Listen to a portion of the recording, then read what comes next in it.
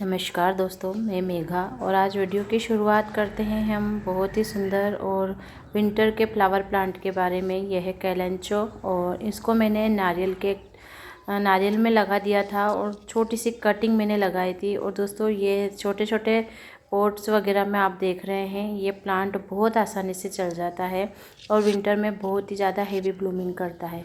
तो आज दोस्तों अब ये प्लांट फ्लावरिंग के लिए रेडी है। वैसे ये प्लांट मेरे बहुत पुराने हैं, पिछले साल के ये प्लांट है और सारे प्लांट उन्हीं प्लांटर में लगे हैं। मैं बार बार इनको प्लांटर को चेंज नहीं करती हूँ, लेकिन मिट्टी को ज़रूर मैं वापस थोड़ा सा चेंज कर देती हूँ, कुछ खाद वगैरह देती रहती हूँ। तो दोस्तों अब ये प्लांट फ्लावरिंग, अब इनका सीज़न आ गया है तो हम थोड़ी सी इसकी केयर कर लेते हैं, जिससे कि हमें पूरे विंटर में इन प्लांट से बहुत ही अच्छी फ्लावरिंग मिल जाए। तो जो इसमें दूसरे पौधे उग आए हैं उन्हें हमें हटा देना है। वैसे दोस्तों मिट्टी एकदम से जब पोरस होती है ना, तो बहुत आसानी से आप इन सारी चीज़ों को कर सकते हैं। ये देखिए दोस्तों, इस तरह से इसमें से स्टिक निकलती है और स्टिक से फिर फ्लावर बनते हैं। तो जो इसमें फ्लावर आएंगे वो एक ही बार आएंगे। और तो हमें अपने प्लांट को इतनी अच्छे से खाद वगैरह दे देनी है कि हमें भर भर के इसमें फ्लावरिंग हो। ये मेरे पास कैलेंचो प्लांट जो देख रहे हैं, ये देसी वैरायटी है और रेड कलर के हैं, जो मैंने एक पत्ती से कई प्लांट बना लिए हैं।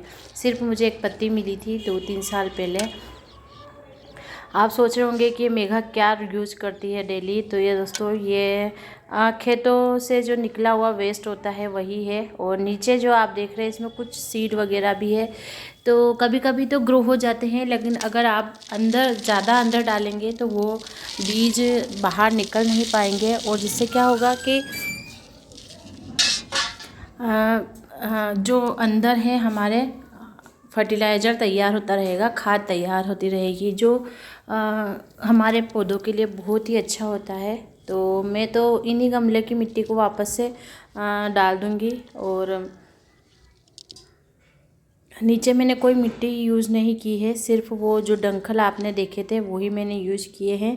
दोस्तों टेरेस पर गार्डन बना है तो वेस्ट मटेरियल का आपको यूज़ करना ही होगा। मैं जितना भी वेस्ट मटेरियल निकलता है मैं यूज़ कर लेती हूँ। मैंने आपको कई बार मूंगफली के छिलके और किचन वेस्ट से सूखी पत्तियाँ, गार्डन से सूखी पत्तियाँ जो निकलती है, सारी चीज़ें मैंने यूज करनी बताई है। और उससे दोस्तों मेरा पूरा गार्डन बना हुआ है। थोड़ा हमें ऐसा लगता है कि कब ये खाद बनेगी और कब हमारे पौधे ग्रोथ कर पाएंगे। ये देखिए दोस्तों, ये भी किचन से निकली वेस्ट चाय पत्ती है। और जो अभी हम प्लांट ग्रो करते हैं विंटर के, उनको बहुत अच्छी खाद की ज़रूरत होती है। ये है NPK खाद।